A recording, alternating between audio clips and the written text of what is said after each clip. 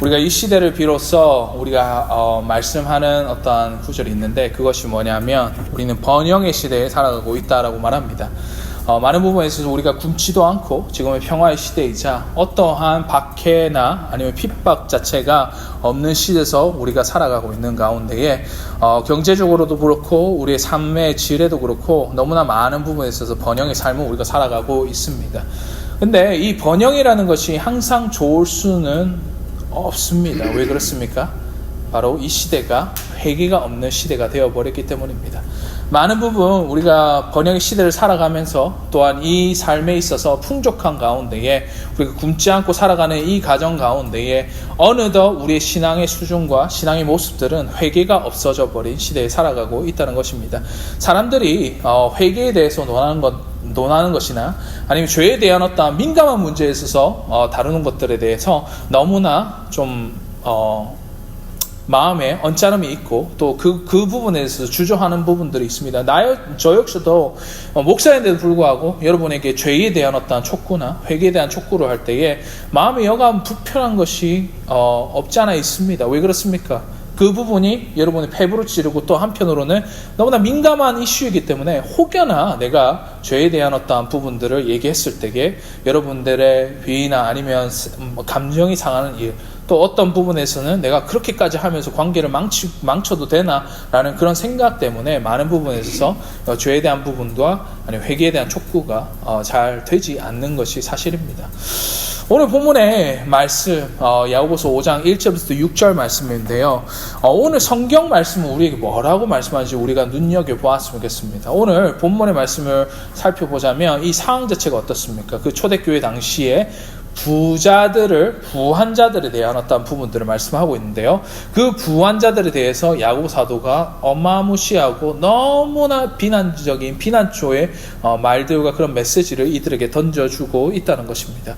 그러면서 그들에게 말하기로 너희가 울고 통곡하라. 근데 그 이유가 마지막 날에 너희가 이 말 그 심판의 메시지가 이러하니라 라고 말씀하면서 그 야고보 사도는 이 부한자들에게 그들의 했던 행동들과 여러 가지 그들의 했던 행위들에 대한 어떤 부분들을 정죄하고 그 부분에 대해서 회개 촉구를 하고 있는 오늘 본문의 말씀을 보게 되는 것이죠. 오늘 본문은 우리에게 말씀하고 있습니다. 동일하게 우리에게 무엇을 촉구하는지 또 무엇을 우리에게 요청하시는지 무엇을 우리가 살펴보고 우리 가운데에 회복해야 되는지를 오늘 본문의 말씀을 통해서 함께 보시면 좋겠습니다. 우리 1절부터 3절 말씀은 야고보 사도가 이렇게 말하고 있습니다.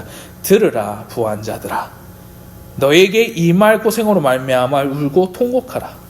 너희 재물을 썩었고 너희 옷은 좀 먹었으며 너희 금과 은은 녹이 쓸었으니 이 녹이 너희에게 증거가 되며 불같이 너희 살을 먹으리라. 너희가 말세에 재물을 쌓았도다 말합니다.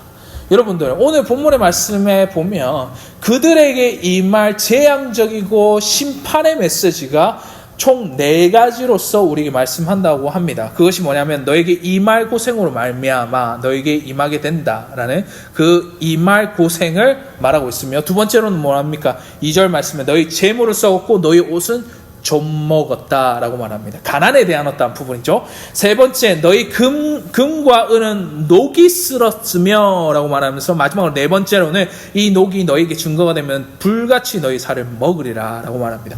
여러분들 이 4가지의 어떤 표현들이 어떻게 와닿습니까? 실질적으로 어떠한 모습을 그려내고 있는 것 같습니까? 사실은 이 표현들 자체는 이 말 고생과 재물을 썩었고 너희가 좀 먹게 되는 가난의 어떤 모습과 너희가 가치 있다고 여겼던 것들이 하나 없이 사라지는 그 시대 때와 마지막에 불같이 너희 살을 먹는 그 장면은 구약에서 수월, 지금으로 말하면 지옥에 대한 어떤 부분들을 야고보 사도가 그리고 있다는 것이에요. 누구에게요? 부한 사람들에게, 부한 자들에게. 그러면서 이 야고보 사도는 이렇게 비아냥거려서 말합니다.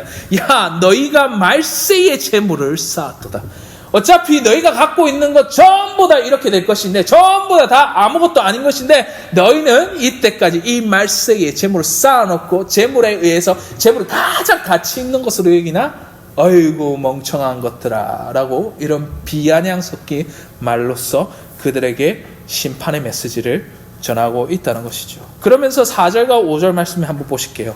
너희가 이러했기 때문에 하나님께서 너에게 심판하신다라고 말합니다. 4절 말씀에 보라 너희 밭에 추수한 품꾼에게 주지 아니한 싹이 소리 지르며 그 추수한 자의 우는 소리가 만군의 주의 귀에 들렸느니라.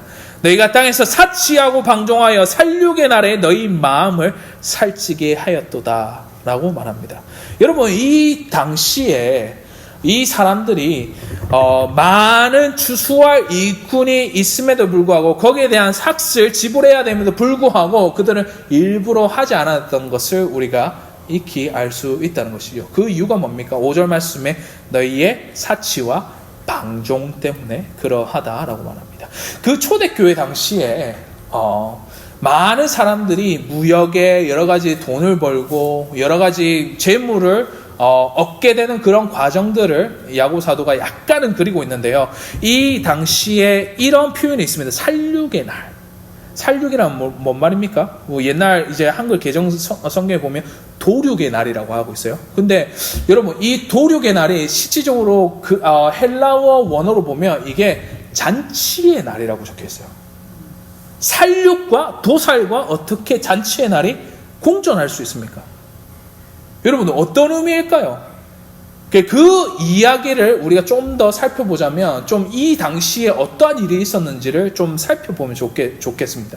그 당시에는 여러 가지 무역에 의해서 많은 어떻습니까? 농업과 목축업이 발달해 있는 어떤 시대 때 살고 있었어요. 그렇다 보니까 많은 소와 가축들을 갖고 있는 사람들 어떻습니까? 그것들을 팔고 내다 팔고 그것들을 무역하면 그것들을 위해서 돈을 많이 버는 시대 때가 그 당시 초대교회 당시의 모습들이었던 거예요. 그러니까 그 당시에 이 사람들이 많은 가축을 살찌우고 그 살찐 가축으로 인해서 뭐 그거를 가지고 팔고 이것들을 어떻게 합니까? 도륙하는 날에 그것들을 죽이고 그것들을 사람들에게 파는 날에 그 도륙의 날에 사실은 그 사람들에게는 많은 돈이 들어오기 때문에 그 사람들이 잔치의 날을 즐길 수 있었다는 것이죠. 살육과 잔치가 공존하는 시대에 살아가고 있었다는 것입니다. 살찐 소를 잡고 그 사람들을 도륙한 것을 내다 팔고 나서는 자기가 돈을 얻기 때문에 그것으로 해서 잔치한다. 근데 정말 아이러니하게도 그들의 행하는 행태가 그들에게 품삯을 주지 않는 사람에게 동일하게 일어나고 있다는 것입니다. 내가 품삯을 주지 않음으로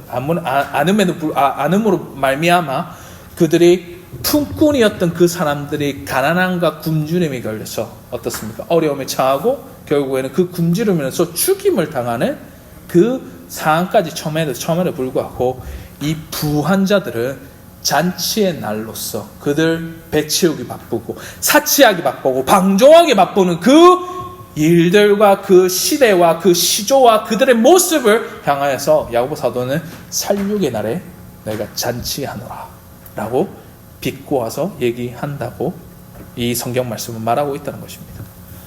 추수한 품꾼에게 주지 않은 삭이 마치 그 추수한 자의 우는 소리가 만군의 여호와의 귀에 들리고 너희는 결국은 심판받아 없어질 것인데 6절 말씀에 이렇게 말합니다. 그 책임이 누구에게 있냐?